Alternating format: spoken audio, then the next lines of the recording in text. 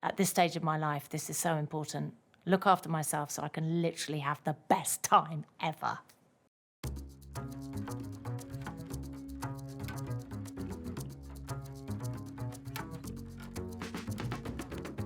So living my best life in my 20s, it was about partying, clubbing, being with lots of friends, having a real laugh at work, tons of socialising, not really thinking at all about my health, my general well-being. I was just hedonistic, sort of selfish. In my 30s, it was all about having babies, getting pregnant, giving birth, getting pregnant, giving birth, big brother. And again, kind of my 30s was my yo-yo diet period. Get pregnant, put on tons of weight, try and lose tons of weight, kind of thinking that I should do it quickly, but sort of all that kind of pressure I put on myself. So I hit probably my mid to late 30s and I really got into training. Then my 40s was mostly about just trying to sleep. I had 3 little kids. I was exercising a lot, but really I wasn't kind of concentrating on my food. I was mostly just thinking about trying to keep up with 3 kids, trying to get enough sleep. I think balance is always the thing. Finding that life, work, mummy balance is really hard.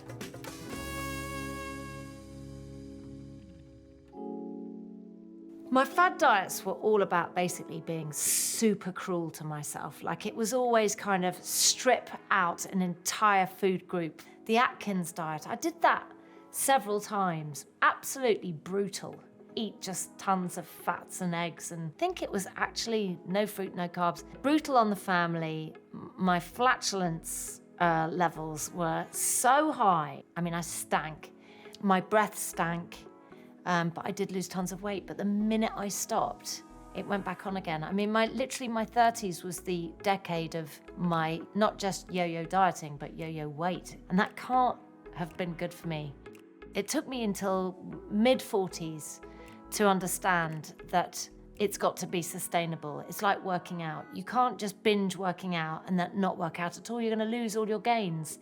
Same with food. You know, working out and looking after your life is not just for Christmas, it's forever. Doing the Zoe program was like just an absolute must because I think personalised nutrition, absolutely mind-blowing. I kept talking to my partner about it and saying, you know, I'd show him something, he'd go, oh, that's good, that's there. And I'd go, but it might not be for you. Proteins might be different from my high-scoring protein. It's such an interesting thing that we can see what suits us. To have this knowledge all at my fingertips is the greatest gift ever. So, Tim, I like seeing Tim in his natural habitat. Here he is with some beautifully, lots of different coloured fruit and veg. This is how I met Tim, basically, on Instagram, like this. I'd heard about Zoe during COVID and the amazing things that they'd done during COVID. Then we started talking, it was really organic, we just had a really nice time, we did some lives. I'm totally interested in midlife and what's happened to my gut. So I've kind of like immersed myself, I've deep dived into the whole thing, and then I did the Zoe program, and that's been amazing. Well, the Zoe program basically is a holistic way of looking at food from a totally new approach for health. So it consists of 5 main ingredients, if you like. So we get details of your baseline diet, your personal characteristics. Then we look at your blood sugar through the continuous glucose monitor. We see how your fat responds. And finally, we look at your gut microbiome. Put all those together, and that gives us a way to score all your individual foods that you might be picking just for you, and a score out of 100. So that means that once you've got your scores and your tests, you can go to any food and you just enter it into the app and it will give you your personal score. So you can scan barcodes. When you go to a supermarket, you're not sure, you just have a look at it and it tells you about how it's going to affect you. Me. There's lots of stuff that I'm doing right, which I really like. So things like extra virgin olive oil. You know, you're always thinking, oh, it's a fat, oh, is that bad? You know, but actually amazing. Increasingly trying to put in all the good stuff to get you in the right direction. I think the scoring side's really interesting because one of my favourite things was marshmallows. I love marshmallows. But when I saw marshmallows scored a 0, I will have that in the back of my head. Do I really want those? Like, I love chicken. Chicken loves me too. I was absolutely floored by salami. I love salami. I'm half French. What? Saucisson? What? Take out. Is it there? Is it? Is it?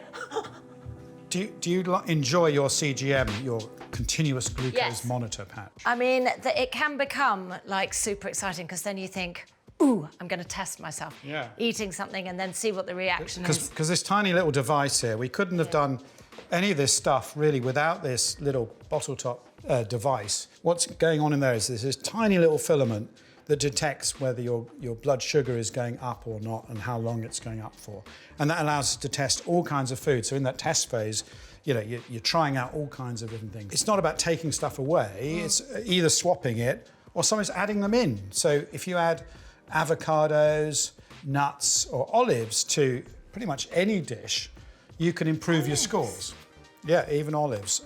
Because these are all healthy for our gut. They also reduce those sugar spikes and they've got all these healthy chemicals in them that are really helpful. So I think it's about not only swaps, it's about adding stuff, and all of it is because we have this amazing technology now. So I'm pretty satisfied with myself, except when it comes to sugar. If I get my hands on normal chocolate and I am alone and I've got no one to hold on to the reins and stop me from doing it, the other night, and I know what I'm doing, I will go to a supermarket and I don't just buy a small bar of chocolate like that. I will, under the guise of it's for my stepsons, it's for my son, it's for my family, I'm a good parent, I will buy a large bar of chocolate and within maybe 15 or 20 minutes I'd eaten the entire thing. I knew I had a bad relationship with sugar. I could feel it, like I could sense that it wasn't good for me. So it was interesting when I got my Zoe scores back that did indeed confirm what was going on with my body. I love chocolate buttons, I love laces. I love the laces with the white stuff in. Yes, those. Would these be yes, I think? Yes. You can smell that sugar from here. But my problem is most people can have that and that's enough. But I would eat all of those in one sitting very, very easily. And I think I have discovered that dark chocolate is my way out of this. These minstrelly things, aren't they? Yes. And so these are super sweet, if I remember rightly. Sweet. Very sweet. So what a good idea of the Zoe philosophy is to just say, okay, rather than having those, why not try something similar? I haven't ever had one of these. Yeah, well, that is a dark chocolate button. Yeah. Okay, have a bite of that. And that's 73%, right? So I think that's achievable as opposed too. to this, which is about 20%. And when you're eating dark chocolate, basically you're getting that fermented cocoa bean, which is full of these protective chemicals, these plant chemicals called polyphenols, which are providing rocket fuel for your gut microbes, as well as a small amount of fibre. So you're getting far more benefit from that, and it's super tasty. With a handful of nuts or something means that really actually at the end of the day you probably will eat a bit less of it. Doing Zoe for me has been, it doesn't mean that I have to stop it altogether because it is a treat. You know, cutting something out completely just makes you want it more. So it's hopeless doing that, right? There's no need to suddenly cut out everything and see, you know, you've got to... Well, it's not maintainable. You just can't do it. No. You know, you can't... I've done that in the past and it doesn't suit anyone, I don't think. So it's all about food choices. Yeah. It's about giving people Just have one more. the education, you know, to add, you know, things to their meals. So, you know, adding beans to your food, that improves your Zoe scores. There are ways around it, and it's about learning to have a healthier relationship with things. So as well as knowing about your personal characteristics, your baseline diet, the first thing we look at is the blood sugar control, using the glucose monitor, looking at the blood sugar responses to foods, and it's the shape of those responses, etc., that we look at in our algorithms, and it's also how high it goes, how long it lasts, but also the dips. I didn't know about that. And So interesting about the dips we discovered 3 hours after a meal are absolutely crucial for your energy levels, your mood, but importantly, make you overeat. And 1 in 3 women have that particular blood sugar response, which they don't know about. And if they're eating the wrong foods, they're going to be overeating the whole day and potentially every day of their lives. I love popcorn. But you can Is have that it good? with popcorn. Popcorn's actually, you know, one of the better snacks because it's actually got lots of fibre in it.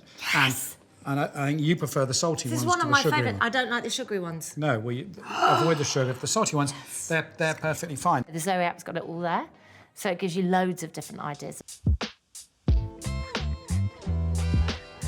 So the Zoe menopause study, because I did a live with Tim about it, was really interesting, and it was talking about the way that premenopausal women's gut microbiome is completely different to postmenopausal, which is a lot to do with us feeling so different and everything. We as menopausal women can be more resistant to insulin, and I know that that can have effects on our waistline and our middles. It's quite a tough time mentally anyway for some of us. If you add weight gain and low energy levels, low mood to all of those, you know, that's pretty tough. You know, we've had a spring.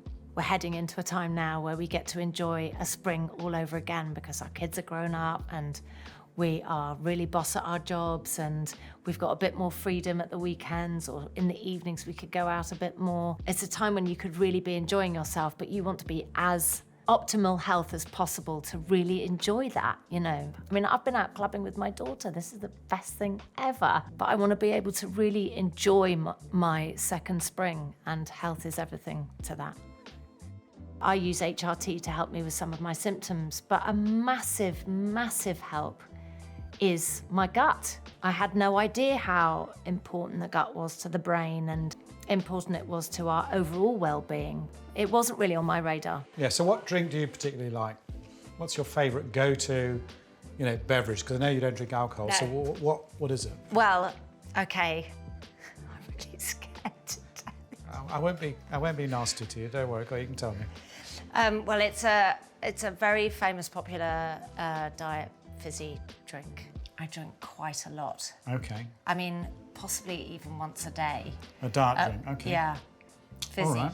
And have you tried others to try and No? do something? You haven't really. I'd love you to try some of the things that I really enjoy. Yes. That are really interesting on the palate, that are super good for our gut health. Mm-hmm. And these are these new sort of fermented drinks, okay? Now, one of them's called water kefir, okay? And it's got botanicals in here, it's got added fruits in it. So most people think of kefir as milky kefirs, right? Yes. But this is no milk in it at all, so good for vegans or people with lactose intolerance. So what you think? Well, firstly, I'm gonna I try like some the as well. colour of it. Yeah. It looks nice. And I also think, as somebody that doesn't drink alcohol, it's quite nice for me to stand in a social situation and hold something that doesn't look like a kid's drink. I like this. Cheers.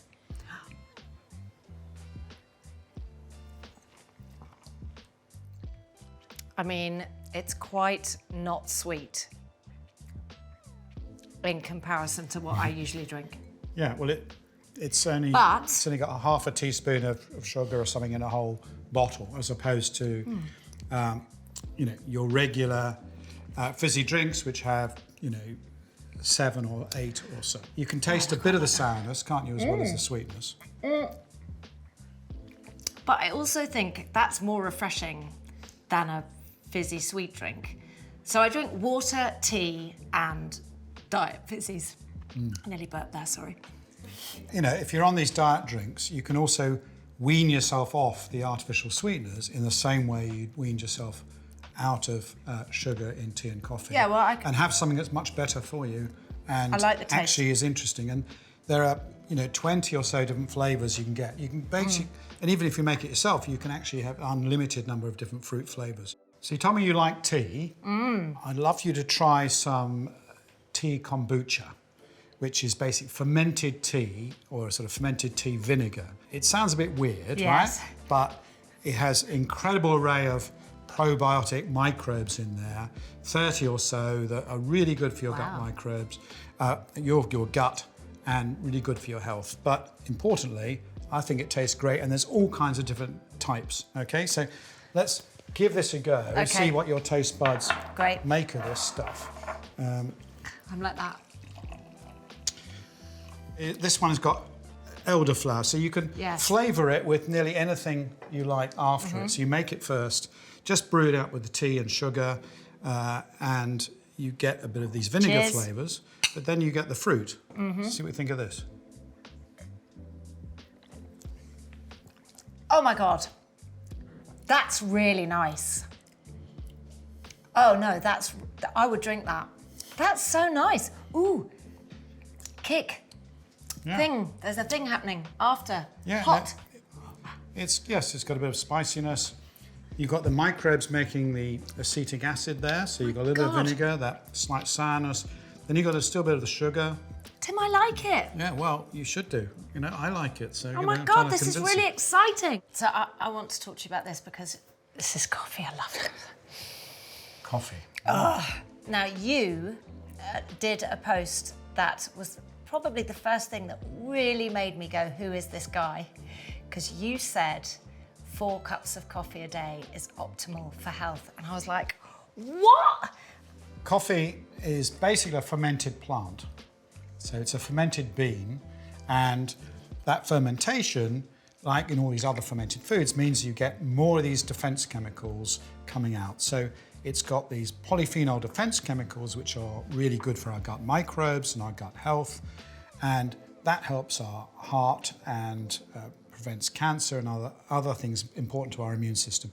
And recent studies have shown conclusively it reduces your risk of heart disease and extends your life and reduces cancer. It's amazing, really. Amazing. It's something that we thought was harmful. Everyone said, oh, it's got caffeine, it must be deadly for you. Really, don't have it. It's a nasty drink. So, and I'm allowed to have milk? You can have a little drop of milk in that, yeah, no problem. It still is effective. And it doesn't affect. Decaf? And interestingly, the epidemiology shows that decaf is nearly as good as the whole thing for your health. Yes. Yeah, this is a really important finding for many people, that something they didn't think of as a health food actually is, and we should embrace it. I just want to thank you on behalf of the British population. We're very, very grateful to you for telling us that. You're very welcome. So, yes, kimchi and sauerkrauts, right? Hate. Now, you told me before you really don't like them. No. Now, I'd love to find a way to get you to like them because they're one of the healthiest things for your gut, the best way to improve your Zoe microbiome score. What is in kimchi? Well, I've got one here. It's the base is cabbage, but it's also got onions in it. It's got garlic in it. It's got chilies in it. Sometimes got radishes. The silly thing is, I like all of those things. Yeah, well, it's a strange taste and it's fermented, okay? So it's got huge amounts of microbes that are living in there, fermenting it, changing it. So just bear with me. Just take a little tiny bit now, right? And tell me, see if you can... I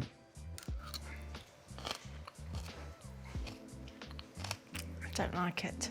Oh my God, it gets worse as it goes on. But what I do like about it, and I guess it's because it's got chili in it, I like the kick. I think it's the sourness I don't like. Yeah, it's just a bit too strong. Right? Yes, so it's too strong. It does take a while to get used to it, right? And it's like most of these things. So I've made a little mix, a sort of baby mix for you. Oh, yeah. And we've mixed it up with your favourite cream cheese. Okay? Yes! That I know you told me about. Yes. And am I allowed that cream cheese? Is it good? It's okay. Because I've got good fat response. Yeah, no, that should be fine. And so put one of it on here on some bread. Oh, my favourite bread. I love seeded bread. Thank you for that. So try this and see what you think. I'm going to eat the bit with the big lump on and see how I am with that. Ooh. Oh my God. I can't even taste it. It's just textured cream cheese. I'll tell you what, it's neutralised. It's completely neutralised. I've got the kick. Yeah, well, there's all sorts of hacks for getting you used to these things. It's a bit like... Oh my God, I actually like that, sorry. It's a bit like putting kefir, mixing it with yoghurt to start with, or you told me to do putting that. things in creams. I've done that. So, you know, and eventually you'll probably be eating the raw stuff eventually, but you'll want more of those flavours. So it's all about getting used to it, getting your gut used to it. Are you a convert? Yes, and my boyfriend's going to be very pleased because he likes everything fermented and I don't like anything fermented. Well, so there this you go. is It's going to be gonna amazing. Big tubs of this stuff and you can mix it all up yourself. My partner is someone, obviously, that I eat with a lot. And he is a great cheerleader as well as buying a deep fat fryer and introducing that to my house, which, you know, is hard. But at the same time, he also is an amazing cook. So we cook together, we prep together. I'll sous chef, he sous chefs. I enjoy food with him a lot. And occasionally a deep fat fried halloumi.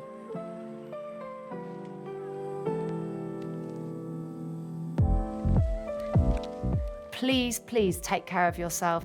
Do you know, my granny used to say to me when I was a little girl, you are what you eat. And I used to think, I don't know what you're talking about. I'm not a lamb casserole. I do 3 days on a shoot and I've been eating absolute rubbish. And, you know, to be honest, sometimes I quite enjoy it, but I can feel it.